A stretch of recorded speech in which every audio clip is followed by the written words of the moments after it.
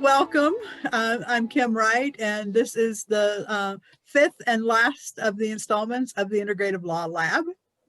I'm really pleased to have this group with me today. They'll be introducing themselves later, and I'm going to share my screen now and talk to you a little bit about what we've been doing here. So as I said, this is the fifth and last of the Integrative Law labs. And we did an introduction on Friday. We sort of did this big overview of what the Integrative Law movement is. On Saturday, we worked on our values. On Sunday, we talked about creativity.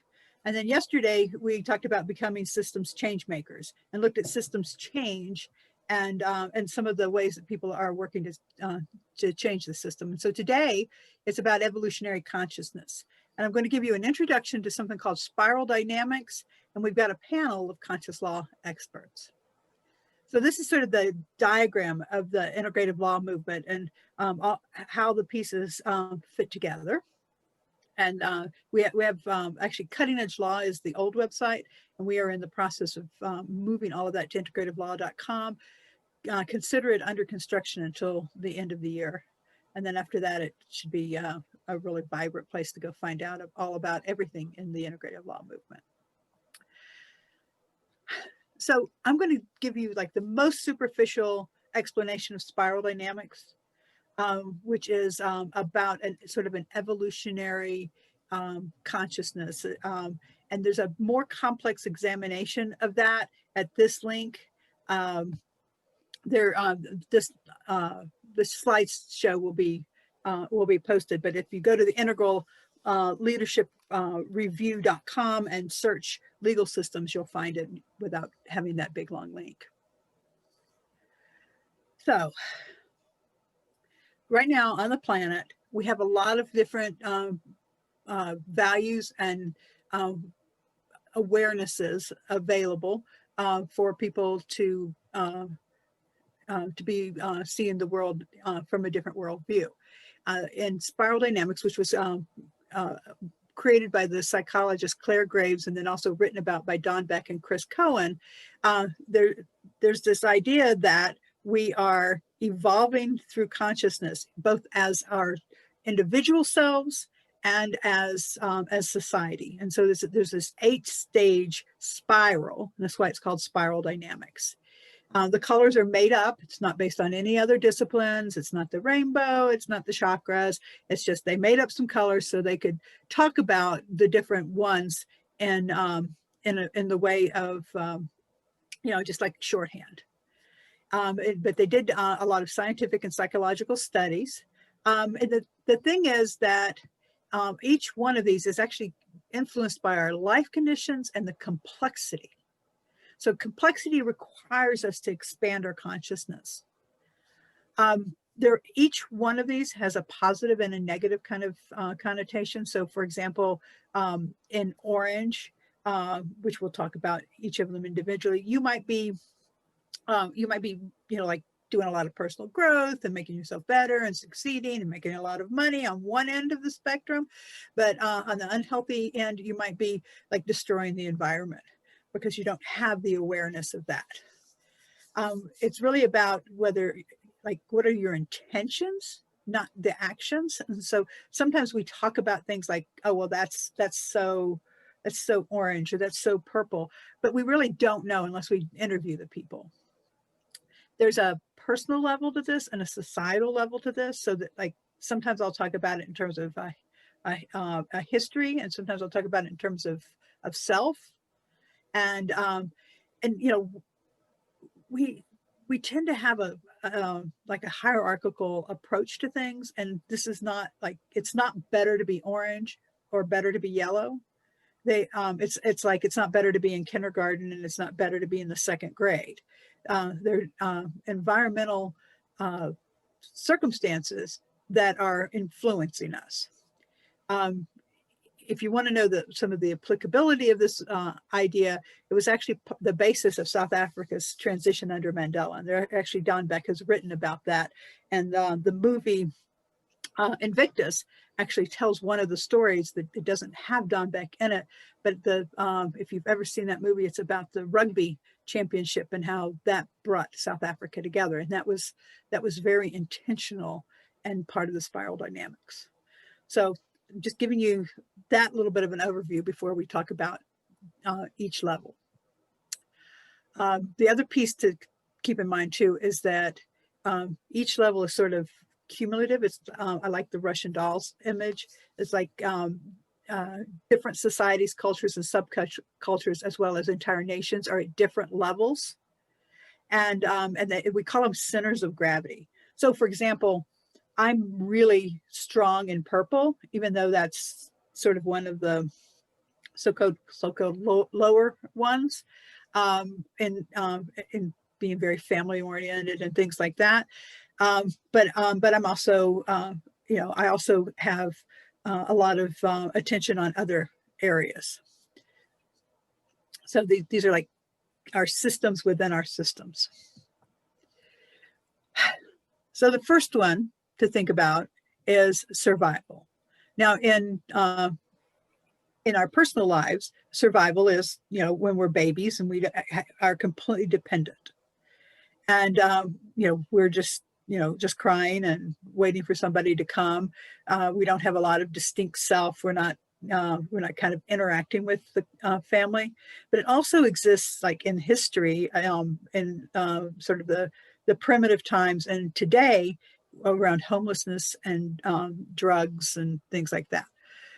So somebody who is in survival actually has no concept of private property, for example. That's a much more complex idea. So people who are in survival see something, they take it. That's their, they need it, they take it.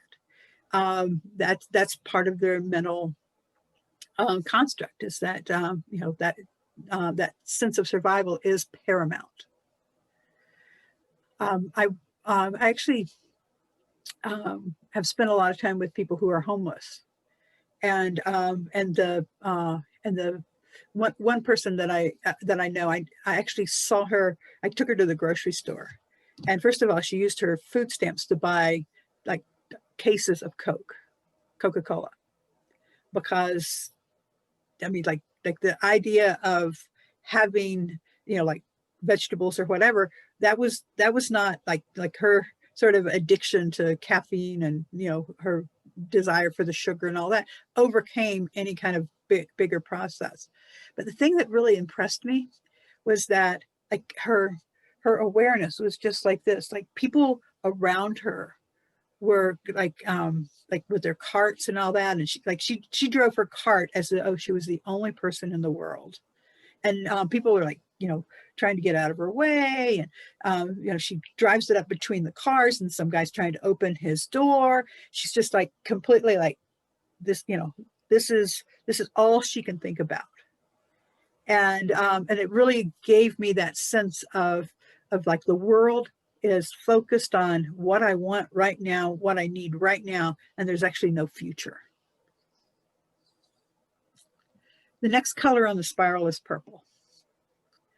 And purple is about like our kindred spirits, our tribe, who do we belong to, our family, our home. There's some magic in this.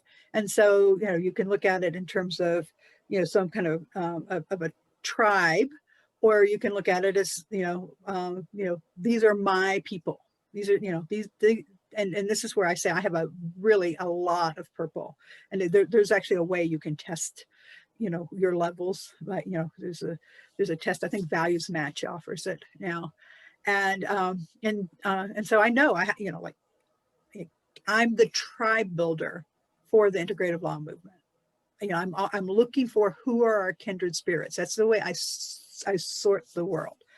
And so it's about like the customs and our rites of passage, and keeping the nest warm and safe. And it might be also about like doing rain dances. There's some allegiance to the ancestors, the clan, the chief. But it's, it's all about belonging, and we're all in this together. The next one, so each one of these is like the tribe, we're all together, and then there's this other tribe, and they come and they are, they want what we have, let's say. So the next one is about like, who's the strongest? Like, vulnerability becomes weakness. So this is an impulsive, egocentric. It's like the world is a threatening place, and you got to get yours first. And you got to there's like you have to be respected. And this is sort of like the gang.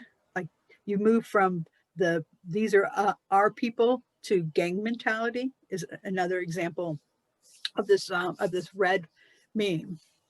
You'll see there's more information on each one of these slides that you can look at later. So what happens when red sort of gets out of control in society is that there are people who say, wait a minute, we need some more calmness here. And so in history, this was like the development of governments and bureaucracies and churches, where there was one order, the one rule, and this is the way to live.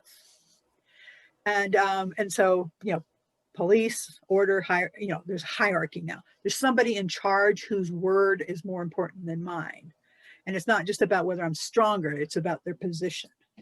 And things like your God-given purpose, and then the right way to do things happens in this blue way of looking at the world. Orange comes next. And the way this was explained to me is that, when you've got a lot of order and you've got communities and you have things that you can expect, then you can start like with commerce. And you can, start trying to like go to the next village and buy things. And, there are lots of options that are available to you because you have order. And so orange evolves. And that's really about your self-interest. It's about achievement. And, like in the court system, evidence becomes important, and rationality. Instead of just, like dropping people in the water and they're guilty if they survive, and not guilty if they drown, or, things like that. This is about let's look to see what the facts are. It's about being the best, not losing. Not losing is really important to orange. It's not just about winning. It's about not not losing face. But orange also brings you innovation. Now, as I mentioned earlier, orange, like it's about building things and getting better and better and better. But orange is completely unaware of the impact on the environment. And so what evolves from orange is green. And green is like, we like we're missing some people. Like, all the people who are being successful in orange are white and male and able, and like we need to bring in more people, and we need to think about the earth, and we need to we need to be more inclusive, and we need to be more of a collective. And it's very idealistic. We sit in a circle and we try to have consensus, and everything is is going to be decided by everyone. Now, the thing that happens with green, though, is that they kind of still have that there is a right way, and they also like there's not consensus on everything. And so green begins to sort of collapse in and of itself.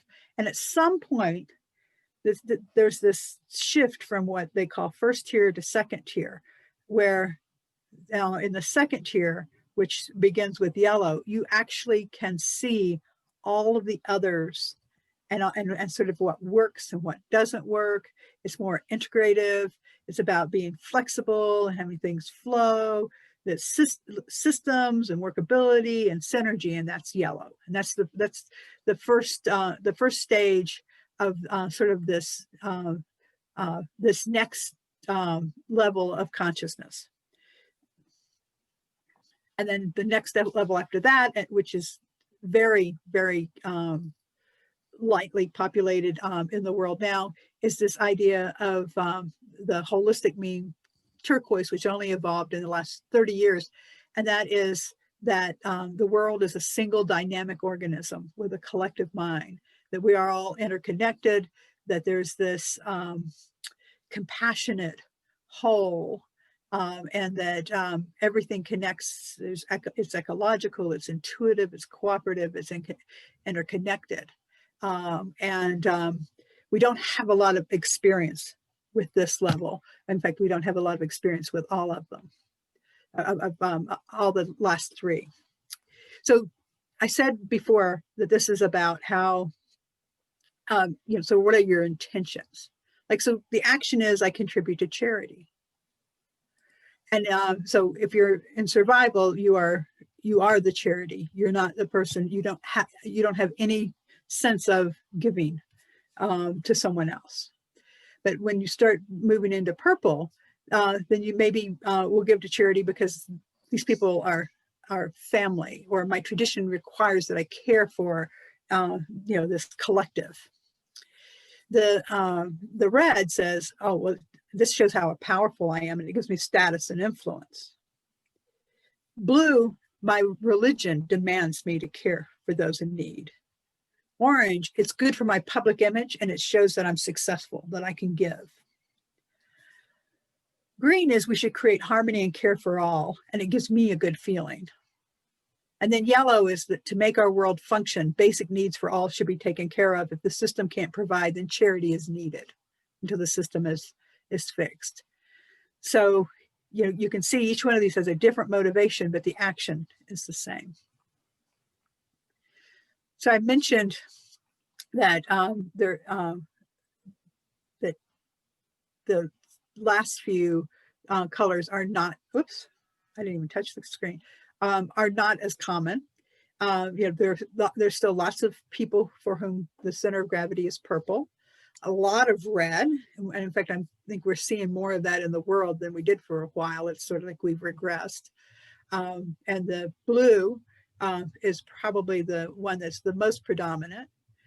Orange, green, and you can see that you can't even see the yellow and the turquoise because there's just not enough of it. I'm not going to go through all of these, but I'm just going to show you that if you are looking at law, justice, who deserves protection, what rights are recognized, from each of these colors, you're going to get a different answer. And the same thing with the methods of dispute resolution. So in purple, we want our circle of elders or our peers to come together. What is currently gaining popularity is a narrative form of mediation, which actually comes from that sense of connectedness. In red, it's about combat, and wanting a clear winner, and in history, duels and jousting and things like that were there. Blue, now we have a judge or an inquisitor, and we have the combination of blue and purple to have trial by jury.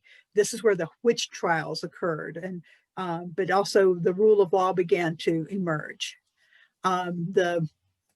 I mentioned earlier that orange brought in like expert testimony and evidence and things like that. Green is where we start looking at human rights and earth law and things like that. And then yellow is a lot of other different approaches that are more like, let's see what works in this. And then things like earth law, the fully developed earth law, holistic justice would come, and the turquoise. This is how we connect. Like beige doesn't. Purple kind of like the elders kind of connect with the people below. Red is like the leader and the and telling everybody else what to do through the like the lieutenants. Blue is the hierarchy. Orange, we start dealing with each other and doing commerce. And green is we start doing collectives. And then yellow, turquoise, and coral, we're actually still pretty much learning those. I didn't even mention coral. That's what they suspect is next after turquoise. So all of that, sort of the real basic, and we can talk more about that in just a minute. But I'm gonna go back to out of the screen share after this. It's not a time for revolutions. Now is not the moment to fight against the old. We need to step away from that which doesn't work and begin to create that which works, to enter into evolution. And I think that's the message of going into the next level of consciousness, which I didn't talk enough about the environmental conditions. Like, for example, if we were all suddenly in a natural disaster, we would become people who were operating from survival, because that would be the conditions that we're in. If we, are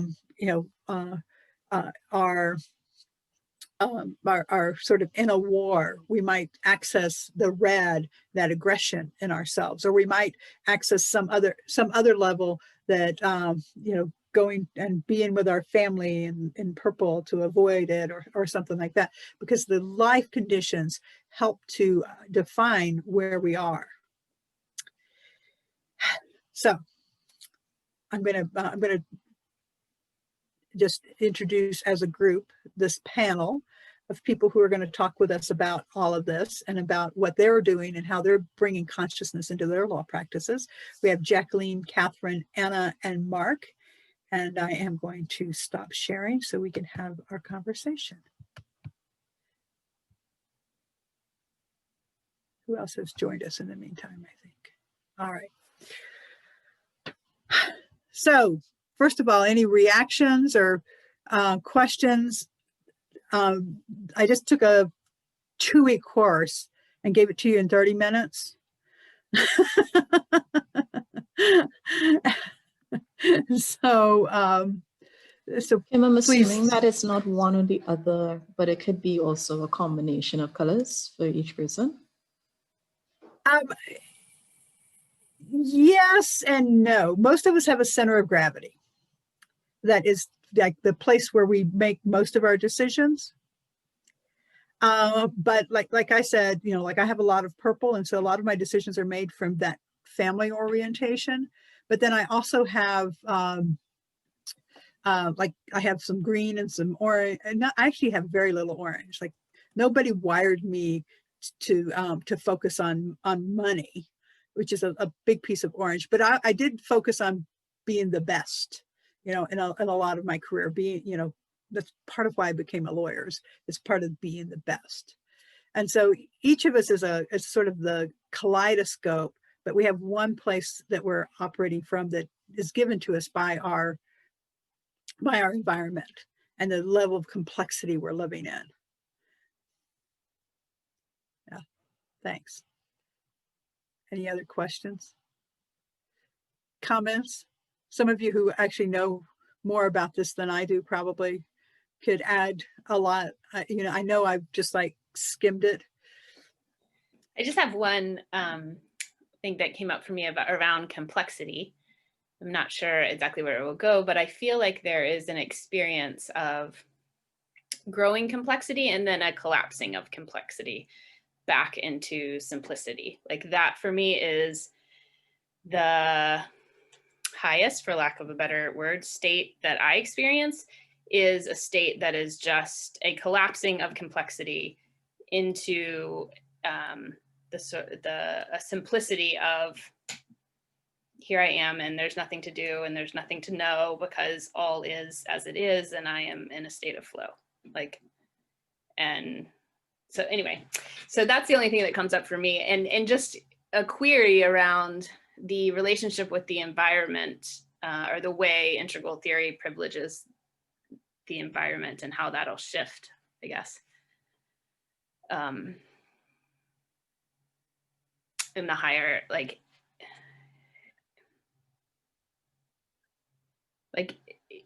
is it always, I don't know if I can formulate this thought, so I'll just leave it with the first thought. I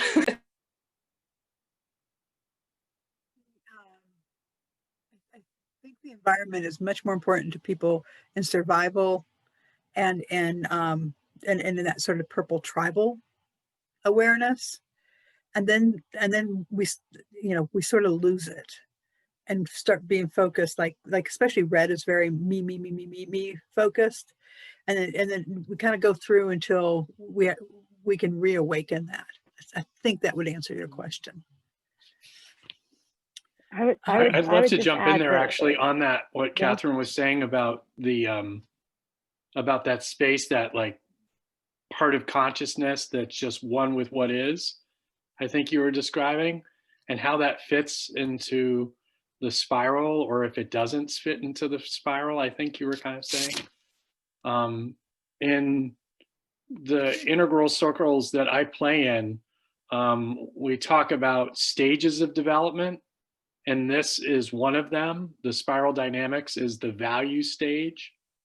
And there are probably 12, 20, probably even more different stages of human development, from mathematical to kinesthetic to, Maslow's hierarchy of needs, Keegan's stages, Jenny Levenger, could go on and on and on. There are different models of stages. But what you're speaking of when you talk about that oneness of awareness, you're talking about a state of consciousness.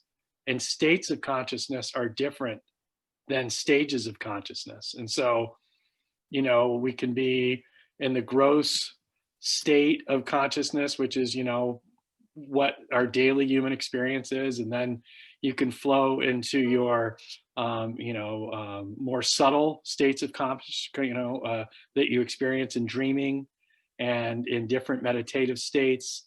And then, the causal, which is, the absolute consciousness, which is, waking, dreaming, and deep sleep, levels of consciousness that are aware at all those different moments. And so states are different than stages. And it's a really important distinction as you kind of create a more integrated path. And so you can introduce in workshops to students, to understand or experience different states of awareness that we all have. And what it sounds like you're working with is introducing folks to the flow state, which is really beautiful. But at the same time, you could do some of the things that Kim is doing right now, which is kind of introducing folks to kind of get their center of gravity in terms of where they are on the spiral of awareness. Because even those stages, they're not so different, even though they're looking at different lines of human development, but they're a little bit different, but they're similar. I'll just stop there. Yeah, I would love to piggyback off that. If I know Kim, you kind of got a sense of some structure that you might want to follow, so I want to also honor that. So it feels like it's important to kind of zoom out for a moment, because the topic of this session, I believe, is around evolutionary consciousness. And so, evolution as a notion is like, at least the way I used to relate to it was this thing that was happening really, really, really slowly. And it was just happening, and we were just like, subject to it. But I feel like what has become more prevalent in the sort of common, the more current discourse around this, and it has been inspired by a lot of people's work, but one person that I feel like really pioneered it is Barbara Marx Hubbard, is the idea of conscious evolution, of us actively like participating in the experience of evolution. And one of the things that I feel like Integral brought to the table with that was the idea of that process has different component elements to it, that they use the term waking up, growing up, cleaning up, and showing up, which I just think I think is so neatly encapsulated, and I think incorporates what you were speaking to, Mark, with relation to what Catherine was speaking to, because that feels like there's the waking up element to the idea that there's these different states of consciousness. Like, even we can wake up through a near-death experience. We can wake up through a tragedy that happens in our lives. We can wake up through a psychedelic experience, but we wake up to the idea that there's more to life than what we experience with our five senses. And then we start to come into relationship with the idea that we're an active participant in what we're experiencing and how we're impacting the world. And if we can bring some awareness to that, then we can actually be in service to the sort of concentric circles of this spiral dynamics model that you were speaking to, Kim, in the sense that it's not just about me, it's not just about my immediate family, it's not just about my tribe, it's not just about my country. I'm actually a participant in the world. And like that is a participant in the cosmos. And we start to expand out our fields of awareness to incorporate larger and larger groups of people or beings, and even the planet itself as having consciousness and being something that we're in connection with. And so waking up, we can wake up through all those different ways that I mentioned. I feel like the spiral dynamics is a beautiful map of the growing up and the starting to really like pay attention to these greater concentric circles of consciousness that we are a part of. There's the cleaning up aspect, which recognizes that we, as we go through our own growing up process, we experience trauma, we experience emotional impact from things that help to formulate our relationship to the world and to other people, and that needs to be addressed. Else we will continue to operate out of those trauma responses. And then in integrating all of those different elements, we can start to show up in the world in a new leadership capacity. And so I feel like the spiral dynamics piece is very specifically and well articulated as a particular element of that. And what we're starting to realize is, as we are moving through this process of waking up, growing up, cleaning up, and showing up, we're in relationship with other human beings. And so how do we navigate the relationships with other human beings as we're going through that developmental spiral? And how do we bring that into our creative endeavors, our co-creative endeavors? And how do we approach that in the context of the law? So just to give some context, my process through that was I came through an international labor and employment background and got to see how the corporation is very much an orange expression in spiral dynamics. It's very much profit driven, and as you mentioned, Kim, doesn't necessarily take account of the impact that has on the rest of the environment or on the planet or on our emotional state and our ability to be able to be in a relationship with one another in a space of openness and authenticity. It kind of boxes us down into little roles and kind of pushes our humanity out of the equation. If anybody's having emotional difficulty in a corporate environment, it's like, take it outside of the workplace. That doesn't belong here. And that would impact productivity in a negative way. And so I came through that trajectory and got to see how that really isn't in service to human beings being able to consistently access their creativity or to feel free and able to relate with one another authentically. And if we are to continue consciously evolving and continuing to incorporate more complexity by virtue of the increasing number of relationships that we're taking account of because we're connected to all of it, then my endeavor was how do we be in relationship with people in a way where we can really bring our humanity back to the table? Because actually our humanity and our emotions and everything that makes us who we are is useful in connection, especially if we're co-creating with one another. And so I was particularly interested in how does that incorporate into our agreement fields with one another. So yeah, just to kind of wrap it in. Yeah, go ahead. Yeah, I think that's a beautiful explanation of the spiral dynamics process. And I just want to add to that this idea that Kim mentioned of, we sort of go through this spiral, we're carrying all of these pieces. And at one point you mentioned, Kim, the like there's sort of the good and bad aspects, you know, we have this moral judgment, but it's sort of like more evolved, less involved, like innate automatic versus something that's higher consciousness.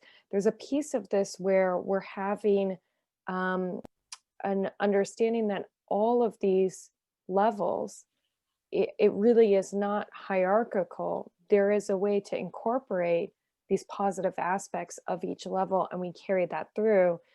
And in my life so far, I've seen how much it sort of comes full, I don't want to say full circle, like full spiral, like I'm coming back through things at a different level of understanding. So everything that I'm working through in my life is, you know, as I'm doing that waking up and growing up, I may be sensing and passing through and centering into a different level on the spiral, but then something occurs in my life, or I'm thinking something, and I realize that it feels like something I already grew up on. And actually, I'm now seeing it in a different way because I have this other awareness, and I'm sort of growing that piece up at the side. And I just wanted to add that in because I want to make it clear for the audience that there is this aspect of us constantly going through this. It's not just we sit at one place, or that we are aiming to achieve this higher level and that's it. We're constantly moving through that. And I love that aspect you described, Anna, of cleaning up and addressing the traumas and sort of restoring and fixing and tweaking and adjusting and seeing, oh, where can we open up more? Where can we evolve in this? And Kim, I'll let you jump in. You look like you have a thought to add. I think I want. I'm really glad all of you have now spoken, but I want you to introduce yourselves just briefly as panelists, and then we'll make sure that everybody that's here is in the conversation as well. So, Jacqueline, since you were just speaking, maybe you can introduce yourself. So I'm currently, where in the world am I? I'm just outside of New York City in a suburb. I just moved here a month ago. Got trees and a creek around me, and enjoying having some more space to reflect. I'm an attorney. I'm practicing law in both New York and Nebraska, but I also teach and consult around the world. And my mission for my firm that I've created is transforming people's experiences of work. And so I work with entrepreneurs and organizations, both for and nonprofit, and help to create more sustainable communities and build collaborative teams where people are, both the practitioner teams that I'm collaborating with are experiencing a different way of work that's more joyful and fulfilling and less obligation and things I don't want to do. And my clients also are experiencing a more holistic perspective of getting deeper into what's going on in the background and becoming more conscious about the choices they're making so they can live more fulfilled lives. Yeah, I think that's your cue.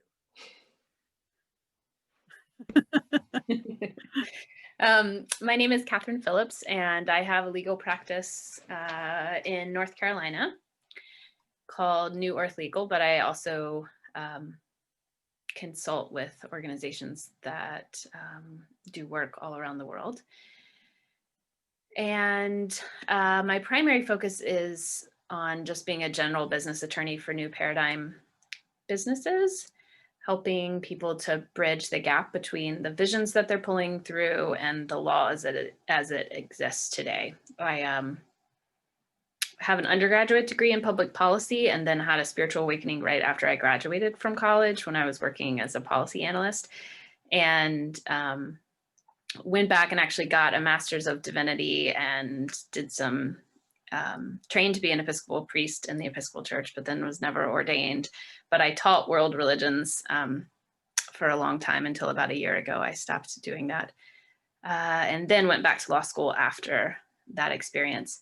So I have had, I've sort of dabbled, I guess, in lots of different areas of the world. And interestingly, the church experience is coming back. There are lots of people who have become interested in the church structure. It really, the more that business becomes an expression of their deeper selves, the more in which it starts to make sense for people to have spiritual organizations as at least one container that is holding the work that they're doing in the world. And because of the legal protections and separation for that realm, it makes a lot of sense for people who are doing things like plant medicine ceremonies or other kinds of activities that just make sense in that context. So that's been a kind of fascinating evolution in the last year or so of a weaving together of my background. Yeah, and I do some estate planning, like doing death meditation, like processing doing spiritual work around death integrated with the estate planning process, a little on the side. Mark, you're next on my screen. Am I unmuted now? Yes. All right. Hi, I'm Mark Fischler. I'm currently a professor at Plymouth State University in New Hampshire. I chair the Criminal Justice Department program, and I'm a lawyer by trade. I was a practicing New Hampshire public defender for almost 4 years, and during that time, actually, it was interesting, some of the things that I think, Anna, you were talking about in terms of kind of like being disconnected, to the body and feelings and emotions. I actually went through some training with Jerry Spence in Wyoming through the Trial Lawyers College, where we really worked on being embodied and aware and in touch. And it was a fabulous process. And it led me to leave the law and go on a spiritual journey for about 2 years, where I lived out in New Mexico with a spiritual teacher in the Toltec tradition. And then I came back, kind of was led to come back, and then this teaching career started. And so my interests lie in kind of in integral constitutional theory. I do spiritual awareness work with people and do that at the college with college students, and do that through a yoga studio in town. And now I'm starting a show on the Integral Life website called Integral Justice Warrior that my friend Diane Hamilton ran for about a year and a half. So I'm excited to be here, and thank you, Mama Kim, for connecting all of us. Thank you. My purple is showing. Anna. I love your purple, Kim. Gosh, where to start?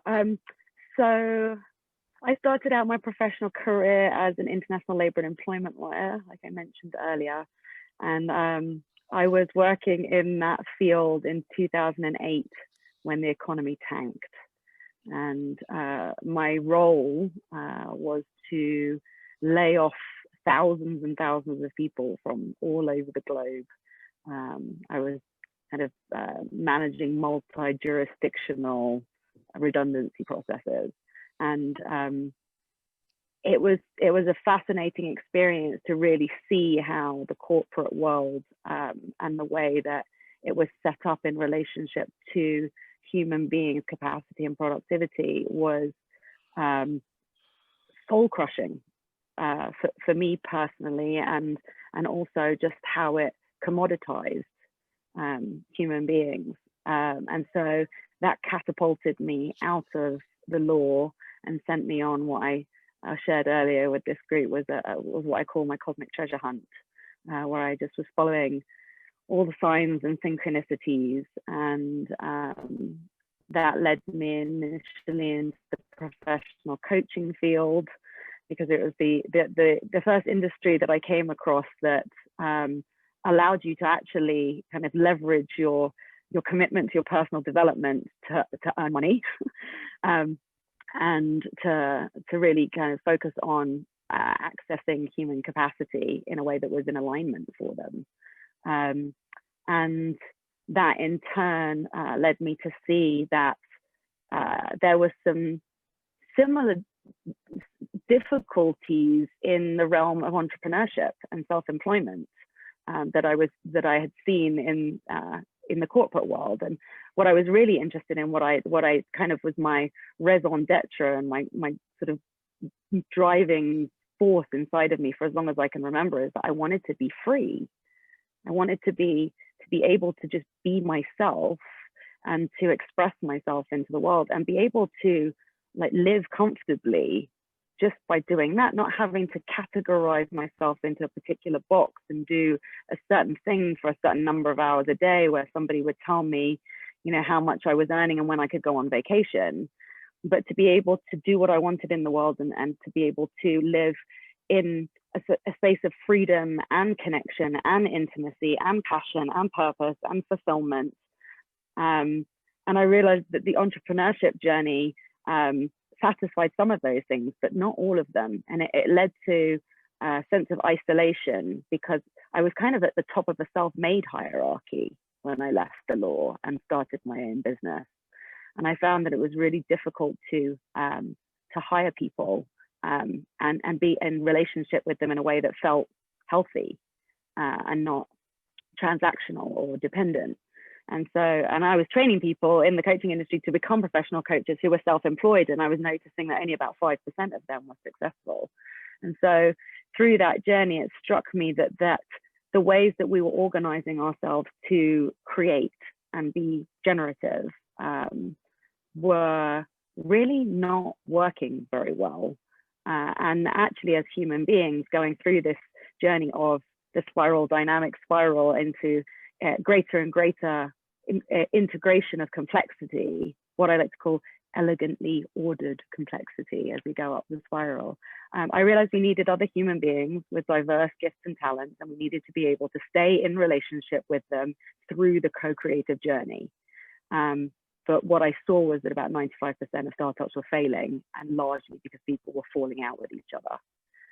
And so that had me then kind of in an endeavor with a group of people in Boulder, Colorado, to navigate that journey differently and to really put our own individual development and our collective development first and foremost at the center of our endeavor, and just to be adaptable when it came to everything else. And to allow and to not rely on old systems and structures, and to allow the new to birth out of the chaos of that interpersonal journey.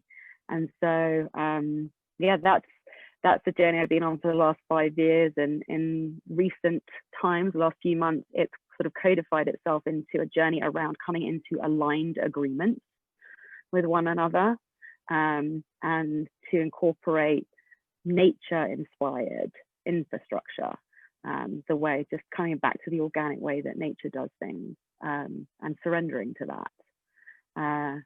And it really is a journey of relationship.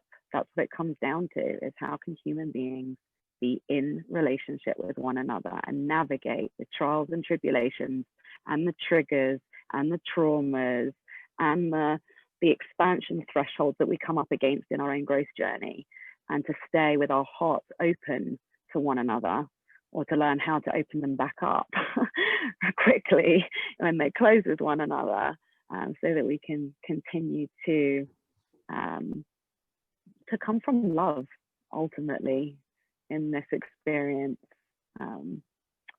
Yeah, that's my journey in a nutshell.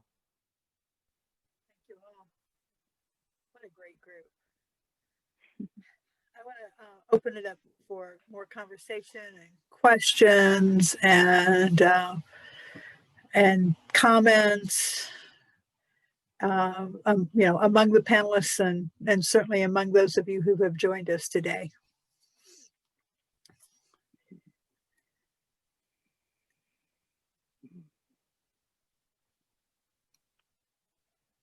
Anybody? It doesn't. We're not limited to talking about spiral dynamics or anything like that, if there's another part of the journey that you want to talk about, that's just the part that I thought would be a good introduction. There is one thing I'd mentioned that I think is relevant to that spiral dynamics piece, Kim, and there's a fantastic video by Frederick Laloux that's called Lean and Agile Adoption.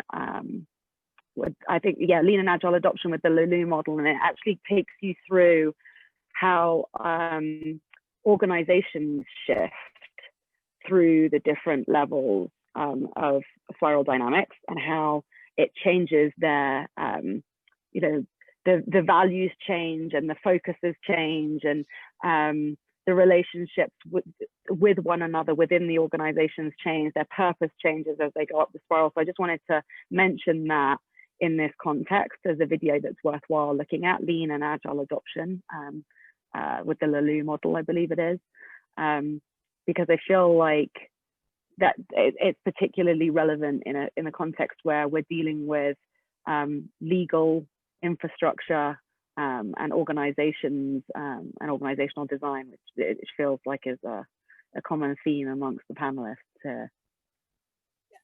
Frederick Laloux actually wrote the book Reinventing Organizations, which you might have, in listening, might have heard that just as a generic term, but it's actually a book, and there's this whole movement around reinventing organizations.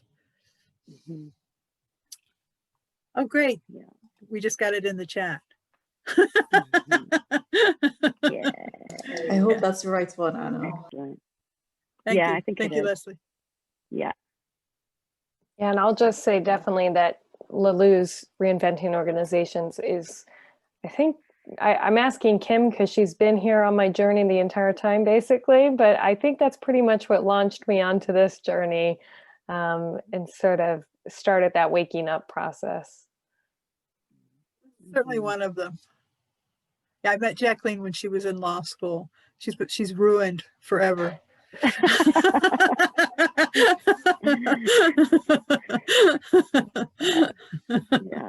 I mean, one of the things that I guess it's interesting because I feel like, I'm with a group of kindred spirits on this call. It feels like, particularly amongst the panelists and our stories, like we've all been through some kind of awakening process and a realization that there's more to life than meets the eye, and that it's time to shift our approach to be able to handle more complexity and to be able to approach the law with some more creative thinking and with values that are in alignment with a more integral perspective. But it's interesting in looking at the model that you shared, Kim, and showing where the world is at, right? Like the majority of the world, vast majority of the world, are in red and blue and orange.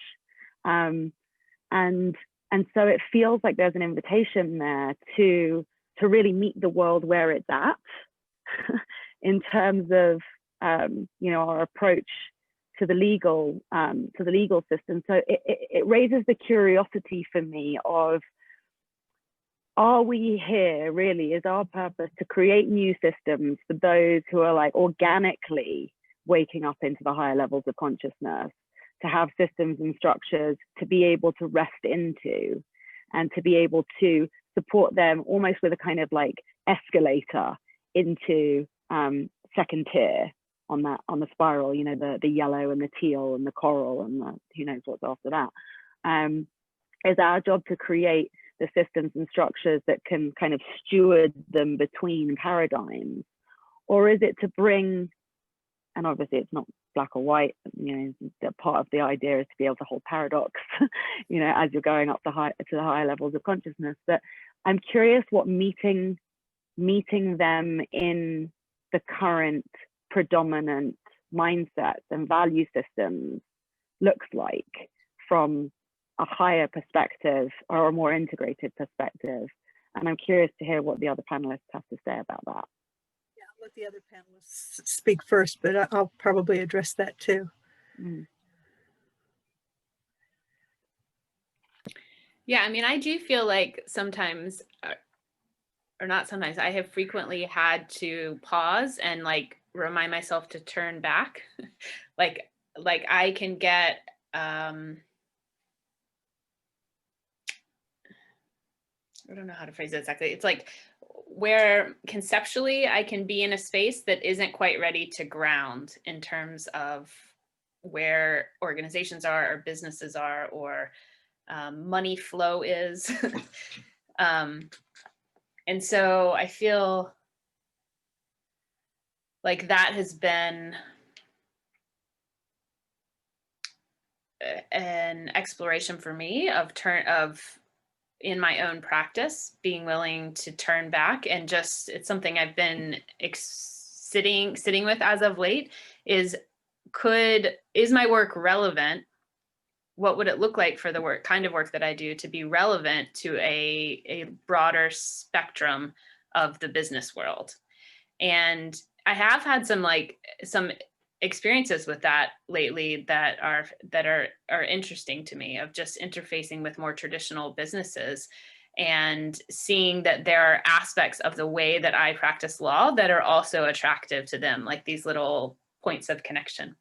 So that is interesting. And in my own, I don't know that I can tease this out completely, but in my own experience of myself, it feels like that outer experience reflects my own inner experience of kind of balancing what I would call my inner masculine and feminine energies, almost like my sort of feminine visionary image, inner space can get ahead of what my inner masculine doing skills are ready to actionate. So as those energies within myself come into balance, I feel like that starts to get reflected externally too. Anna, I'm really glad for this question, and it's funny, Catherine, the way you answered really helped me realize what my answer is, but I didn't know that I've been thinking about this question for a while now. Like as soon as you said it, Anna, I was like, yeah, there is something and I don't know how to answer this. But I've really been, in my previous career, I was doing litigation, and that was sort of also part of the awakening process of just how not fulfilling this was for clients or for me as a practitioner.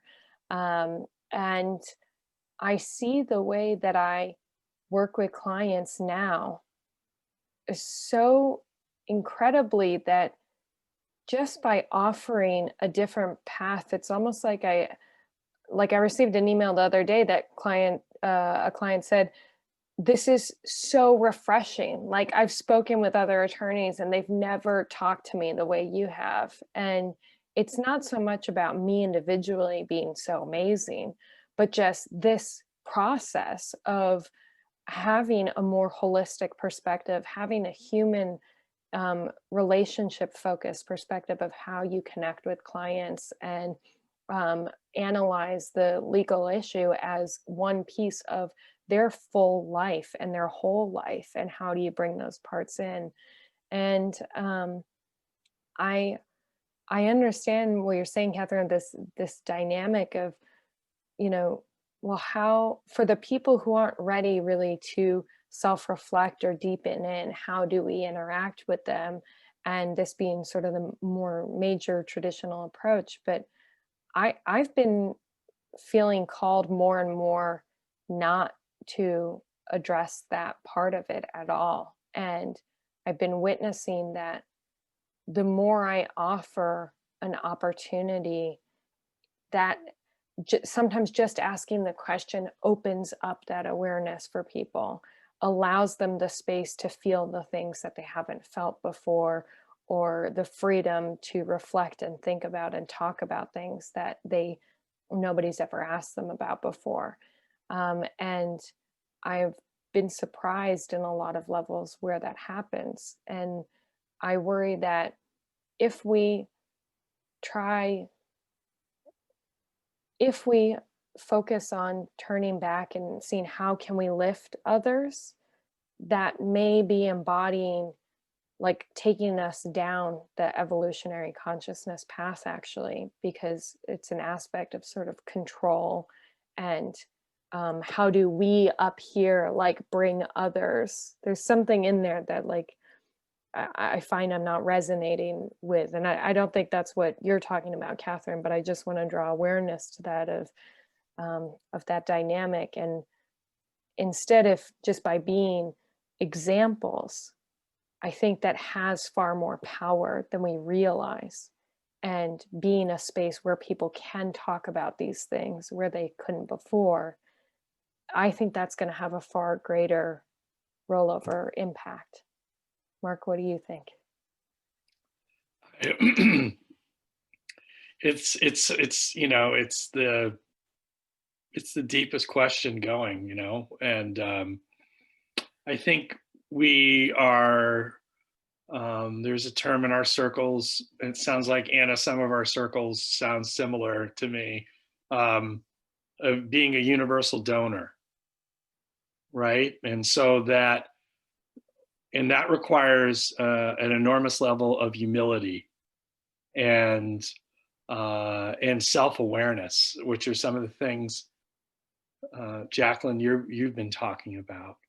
And we're kind of like, we're always, you know, whether, you know, we can't get rid of hierarchy, right? Like, hierarchy is a part of our human experience, and whether we like it or not, it's there. Depth matters. The conversation that we're having right now is not a conversation that we can have with everybody. It doesn't matter. It doesn't mean that span doesn't matter either, or it doesn't have as much absolute worthiness. It does, but it's different. And so, you know, I've been a teacher now at a university, and I've got to constantly evaluate where my students are coming from if I want to be effective. I've got to hear them. I've got to hear the things that draw their attention based on their values, based on their cognitive understanding of things. I've got to be in constant awareness of that if I choose to be effective. If I'm choosing to come from my own perspective and not be of a donor in the way that I was describing, then I think I'm far less effective. But, you know, it's, I mean, the thing is that Kim has put out this beautiful map of where we are in terms of the spiral, but the spiral is going to keep going. And so as long as we're here on this earth, the spiral and the life conditions allow us to go to deeper levels of complexity. We're going to keep growing. And so whatever is considered high levels of complexity today, 500 years from now, we're all going to look like a bunch of imbeciles. And I think that's important to keep in mind. That it's going to be kindergarten level for people, and people will be like, why were they thinking that way, as we're like going, you know, celebrating some of the complexity that we may feel at this moment. And so, you know, by holding on to that level of humility and awareness, knowing that we are have the opportunity to be a universal donor, allows me to try to understand who you are and help build systems for a better tomorrow. And whether, if we want to say that brings you to a higher, a deeper complexity, I mean, you know, the work that people like Leilu are doing is just amazing, you know, or Robert Keegan or Wilbur, some of these, you know, the folks that are, or Barbara Marks Hubbard. I mean, the maps that they're laying out, the systems that they're showing us, the meaning making is powerful, and things that I sure as heck don't want to ignore, and that I want to take in to gain more and more perspectives to be of greater service to humanity. You know, it's like the Bodhisattva vow or the Judaic mantra of Tikkun Olam, which is that may I repair the earth. You know, that is my duty. That is my obligation. And I think we've all got to take that quite seriously and go about this business of trying to make a better world. So I think we've got to hold Anna's complexity, you know, yes and no at the same time. It's It's a beautiful dance. So I want to hop in here and talk about it from my perspective. So there, a lot of my work is in finding people who are out in those edges, who are operating probably at second tier, or at least moving into second tier, but think that they are just absolutely crazy, and everybody around them finds that they're crazy. And so those are the people that I have sought out over the last 20 years or so. On the other hand, I'm a trainer. And like Mark said, I walk into a room, you know, like they've got 90 people in the room. And I have to figure out sort of what the center of gravity of the room is. And speak to everybody at once, but to speak to that, you know, like if I'm in a room where the blue hierarchy and, you know, like I can do purpose work with blue people. I can, you know, I can do, you know, I can do things that relate to their value system. And so it's been an experiment over the last few years as I go into those rooms, and I actually can sometimes watch the growth of some people. It's like part of my role as mom is to give permission for people to kind of break out and take a step. And so it's like it's the transcend and include. It's the, you know, no black or white. But, you know, as I do that, the people who are sort of ready for the conversation and just haven't been exposed to it also emerge, and the community grows.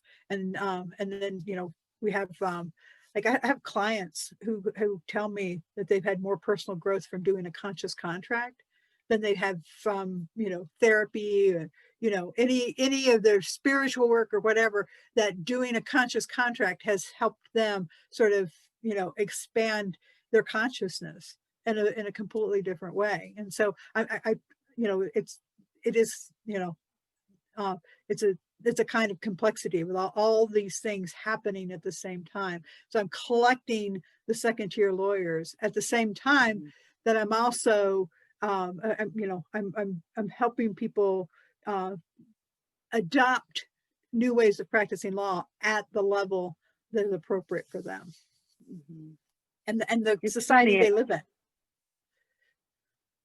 It's just hearing each of your responses, it strikes me that we can trust who's attracted to us, and we can trust that we're in the right place at the right time, that somehow we are these kind of strange attractors in a sea of you know, the current cultural norms, and that, you know, with our embodiment of our consciousness, that we send out these kind of electromagnetic signals just by being, but then also by sharing and writing and, you know, sharing our perspective. And I think that comes back to the piece that we were talking about at the beginning. That's the showing up piece, that we can show up in our leadership, trusting that we are emanating out the signal to attract just the right people who we can serve, and whoever's showing up in our space are the people that we're designed to be able to support.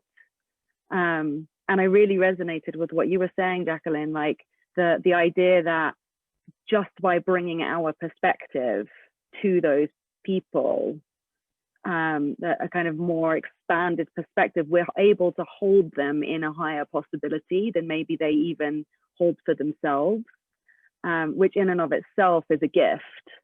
And that by virtue of holding a broader perspective that encompasses their wholeness, you know, not just who they are, you know, from what country, doing what job or running what business, but the sum total of their family and their ancestry and their lineage and the archetypes that they embody, and bringing that broader perspective to the table in how we're holding them, in and of itself is a gift that we can provide and know that is in service to the people who are attracted to us organically. I feel like that's what I learned from hearing each of your responses. Libby, Leslie, Daniel, Anil, do you have any? We have just a few more minutes left. I want to make sure that you get to ask any questions, say anything you want to say.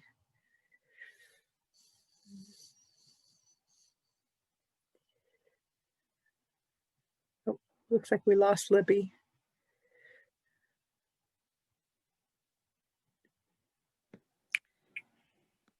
Go ahead, Catherine.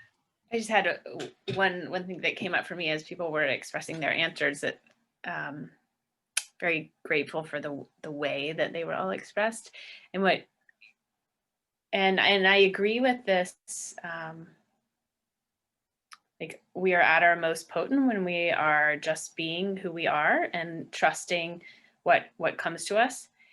And I feel like the edge for me, or the awareness for me, has been that at times when I do that, I can also silo myself, if that makes sense. Like, I can become too in the echo chamber of being so surrounded with other people who also are see the world through this way, that it's almost like I've had moments where I almost forget, oh, we're like this tiny little percentage and everyone else out there is living this totally different reality. And so it's felt important to me, for my own, I think, deeper embodiment of leadership, for me to continually remind myself of, oh yes, like there is a broader world there out there, because that brings out a different quality of leadership in me than when it's just me and my little New Earth clients who all, think and see the world like I see, if that makes sense. So it's felt like this both and dance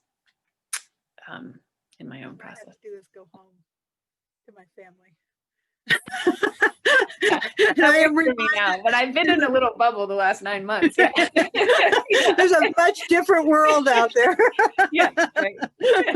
I think it was particularly because I was in Costa Rica, right, for like 9 months in a little eco village. Like, it was, I think that was when the bubble was at its height, really.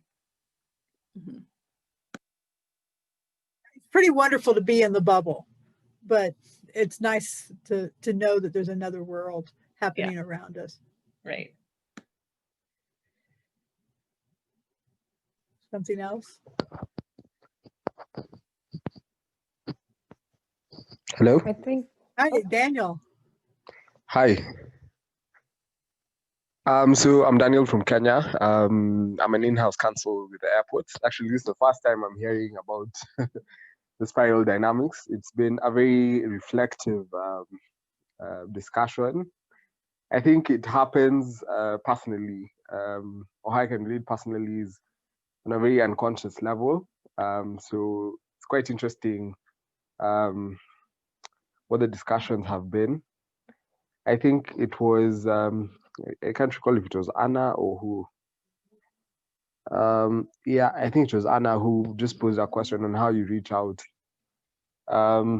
So I actually concur with what everyone has contributed, and my feeling at times is just the showing up, just leading by example. At times you might have to take the persona of sharing, either through talking or writing, or at times it could just be providing a space where someone is comfortable with you having that conversation and also guiding them through. So yeah, I think that would be my 2 cents on a topic I'm not too familiar with, but enjoyed all the same. Welcome, Daniel. Daniel's joined us for several programs. I'm really happy that you've been able to do that, Daniel. Yeah, thanks. So Spiral Dynamics, there's a book called Spiral Dynamics. The one that I think is the best is actually Sounds True, has a lecture series, I think, of Don Beck, and he takes each one and speaks on the topic. And so I think that's maybe the most accessible one, Leslie. And he talks about his work in South Africa. He gives lots of examples. Don is in his late 80s now and isn't working as much, but you know, in the last, oh, thank you, Jacqueline, for the link. You know, in the last decades, I think he went to South Africa 60 something times to do work there, and did a lot of applying this work in the real world. So he tells some of those stories. That's yeah. Thank you for the link. I think that's the best. It's not something to read. The Spiral Dynamics book, I think, requires an introduction to spiral dynamics before you read it, so that you have a context for it. And what Ken Wilber book would y'all recommend? Maybe Mark. Yeah, I would say if you're starting out, I think A Brief History of Everything, A Theory of Everything. Those are two good books where he starts to introduce Wilber, at least level 4 of his works. I would recommend that. I'd also recommend too, on the spiral dynamics, a great article that was originally in What is Enlightenment magazine, which is not around anymore, with a woman named Jessica Romisher, I think her name was. And it's called The Never Ending Upward Spiral. And if you look up spiral dynamics and then you look up that article, if you Google that, you can find it. It's like 22 pages. And I generally recommend that to folks that want an introduction to the spiral and don't want to pay for the Sounds True version, which I think is more even detailed than that article by far. But yeah, a lot of really, really neat stuff. I'm curious, I don't know if we have time, but like, where do people see the election in the US and our laws at this point in time moving? How do you see that in terms of the spiral of evolutionary consciousness and what you see getting played out? I'm curious as to what you all see, and I'll certainly contribute at some point. I don't know if we're shut off for time. Yeah, do we have someone else coming in the room, or I see Vincent just arrived? We do have another course starting, which is Design Thinking and the Law with Tessa Manuelo. She's not here yet, so I think we can take advantage of the time and continue for a little bit.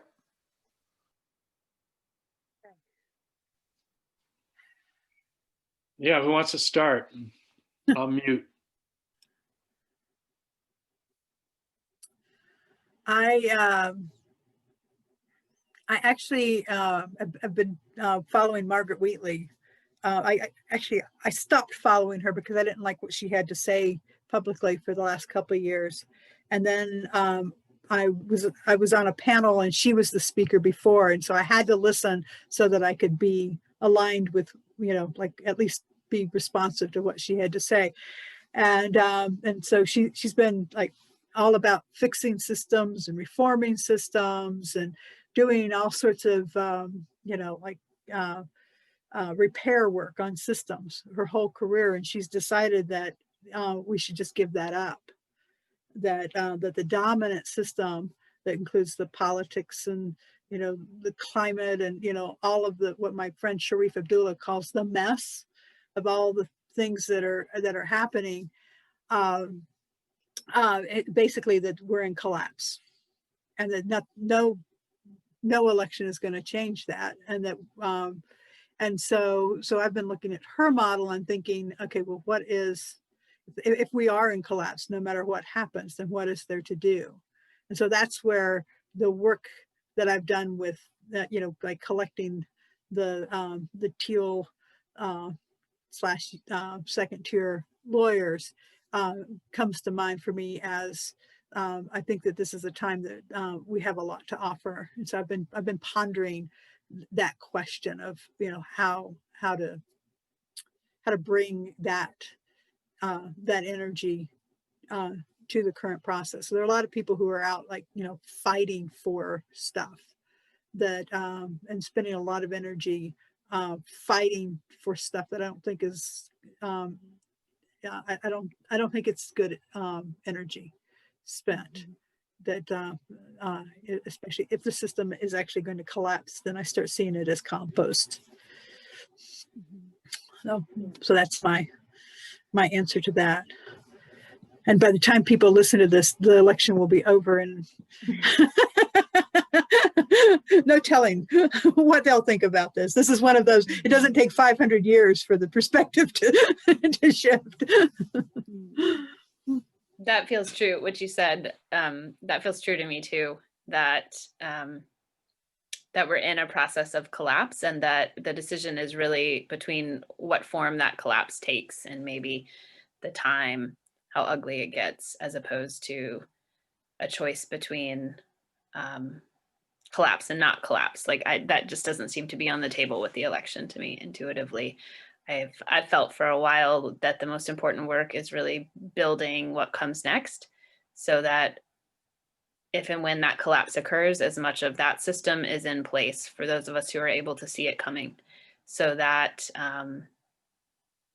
you know, so that suffering can be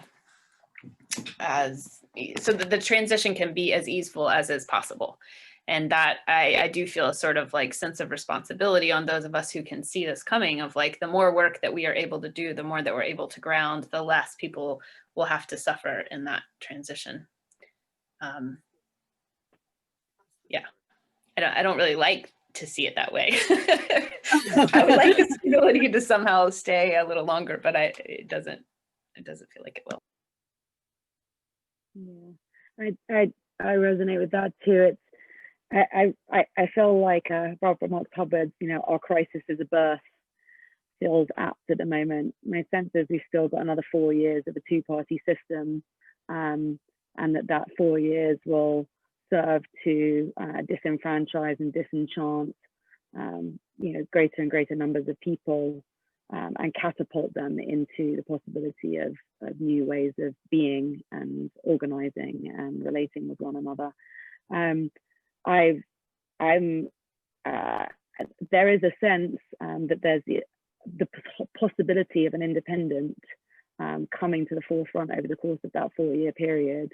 There's the Independent Party National Conference coming up this weekend in Cheyenne in Colorado, which I'm very well may attend.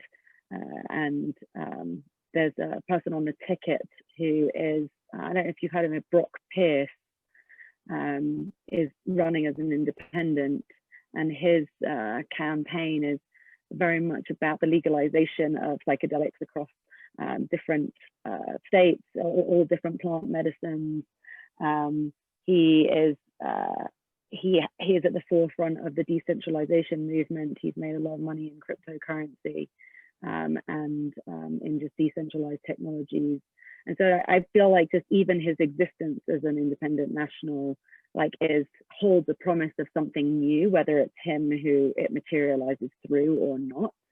But my sense is, if he was to become elected, he's probably going to be using the system to dismantle the system, as opposed to you know, continuing along the same vein. So my sense is we're in a metamorphosis. We were in the process of turning from the caterpillar cells turning to black goo, and we're a bunch of imaginal cells that are coming online and seeing the possibility of what we're shifting into, and that we just keep showing up to surrender to the process along the way and serve as an example of an embodiment of how to navigate this with some level of grace. Mark, I think I'm going to go to you, because we're going to be out of time to hear what you had to say, since you said you would answer your own question. I guess I will just throw out there, I'm deeply concerned if we come back to the spiral, that if our systems collapse beyond kind of orange, I think what we're seeing is a very unhealthy version of the orange stage of human development. But if we collapse and regress from our life conditions below that, then, you know, we are moving towards pre-rational stages of reality, and we just can't shoot up to the higher stages. That's not how stages work. And so it would literally be a rebuilding process of each of those stages. And so I'm very worried if we move towards a more pre-rational culture. And I think in many ways we are, with the hyper nature of the internet and the disinformation and the just the lying and the lack of rational thinking. You know, I've got really good friends that don't think the earth is round, you know, and share that at dinner parties and stuff. And so it's that's what I really worry about. So I'm hoping that somehow we may be able to stay at the orange rational stage and then rebuild that to a healthy expression to build to the higher stages of consciousness that we need to go to. I'm just really scared if we regress beyond that. And I think that's completely possible. But if that happens, who the hell knows what's going to happen from there? Trust spirit, I guess. Well, and I see that Tessa came into the waiting room, and so she's ready to begin her program. Hi, Tessa. We're leaving. Hi, I'm really excited to be here. And I'm sorry, there's a problem with the time difference of my converter. I thought we were going to start in 45 minutes. So, well, happy to be here. Well, we're all leaving. We just completed our lab, I see. and so we were filling your time. And I understand. So Right. I want to thank Hey, all I see of the Edwin panelists. here. Hi, Edwin. Nice to see you. I want to thank all of right, my well, panelists. I'll be here. And for the conversation, and feel free to as always, to stay in touch with each other and continue the conversation. Thank you very much.